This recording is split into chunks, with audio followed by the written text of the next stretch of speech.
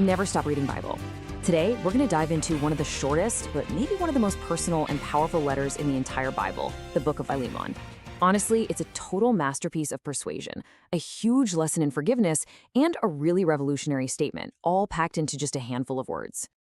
See, at its heart, this isn't just some old text. It's a real human drama.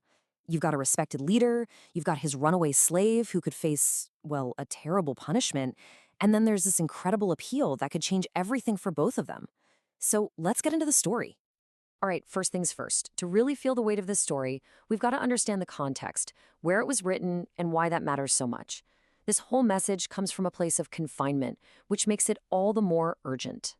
The book of Philemon is what scholars call a prison epistle. It's a fancy term, but it basically means exactly what it sounds like, a letter written by the Apostle Paul while he was locked up. He wrote a few of these, like Ephesians and Colossians. But this setting, it's not just background noise. It's absolutely crucial to understanding the power of this letter. And what's really amazing is how well we can place this moment in history. We're talking around 60 or 61 AD, during Paul's very first imprisonment in Rome. And it was probably delivered at the exact same time as his big letter to the church in Colossae, carried by the very people we're about to meet. So, who are the people in this story? Let's meet the three key players whose lives get all tangled up in this short, powerful drama. Because this isn't some abstract debate, it's about real people with a real problem. First up, we have Paul. And get this, even from prison, he's stepping in as the mediator. But he's not ordering anyone around or making demands. Instead, he's using his influence and his deep relationship with them to make this incredibly heartfelt appeal. It's a masterclass in gentle persuasion. The letter is written to Philemon. Now, this guy is a big deal in the Colossian church, a respected leader. He's also the one with all the power here, all the legal rights. Why? Because his slave has run away, and under Roman law, Philemon could punish him very, very harshly. And that brings us to the man at the center of it all, Onesimus. He is Philemon's slave, and he escaped. Somehow, in his desperation, he ends up finding Paul in Rome. And now, he's walking back to Philemon, carrying this very letter, with his entire future, maybe even his life, hanging in the balance. Okay, now we get to the heart of it. Let's talk about the request itself, because this is where the story goes from personal to absolutely revolutionary. Paul isn't just asking for a small favor.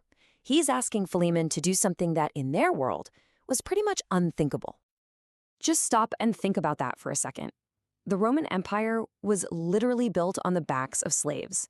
So what do you think happened when one of them ran away? Well, the consequences were designed to be brutal, to make an example of them. We are talking severe, harsh punishment. And this is where you see the radical contrast. On the one hand, society expected punishment, retribution. But Paul's request is something else entirely.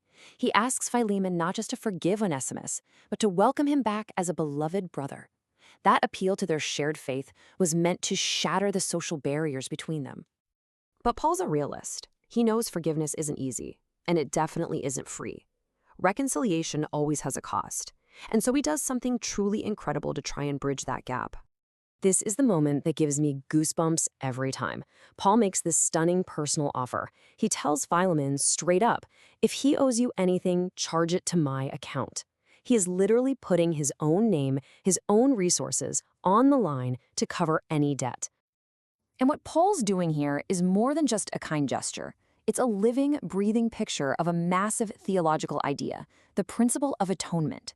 He's taking on someone else's debt to make that relationship whole again. He's not just talking about love, he's showing exactly what it looks like. So why are we talking about this little personal note almost 2,000 years later? What's the big deal? Well, it's because the message here about forgiveness, about reconciliation, about love, it's completely timeless. I mean, look at the key takeaways here. It's all about putting forgiveness into actual practice. It's about choosing reconciliation instead of revenge. It shows us how faith can completely upend social norms. And it reminds us that love is the ultimate motivation for any real lasting change. And that really brings us to the big question for all of us, doesn't it? You know, this letter, it doesn't have a big speech condemning slavery, but by asking Philemon to see Onesimus as a brother, it plants a seed that totally undermines the whole system from the inside out. It makes us ask ourselves, in our own lives, where are we being called to choose forgiveness over getting even? And what debts are we willing to pay to make that happen? This has been an explainer from the Center Studio.